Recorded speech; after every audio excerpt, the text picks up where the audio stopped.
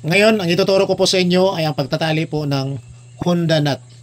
So, itong Honda nut guys ay magsisimula po sa paggawa ng overhand nut at the end of the loop. So, this will serve as the stopper nut. Okay. So, like that, no? So, we have now the stopper at the end of the loop. So, gagawa po tayo ng loop. Yan, gagawa po tayo ng loop, yung right over the left. Okay, so pagkatapos itong end of the loop, ipapasok po natin dito. Ganyan. So, itong end of the loop, ibabalik po natin at ilagay po natin dito sa pagitan po ng this one and this one. So, dito natin idaan.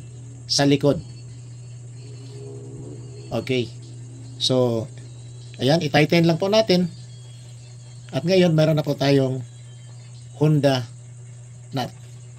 So, itong Honda nut guys, pwede natin itong gagamitin para makagawa po tayo ng laso.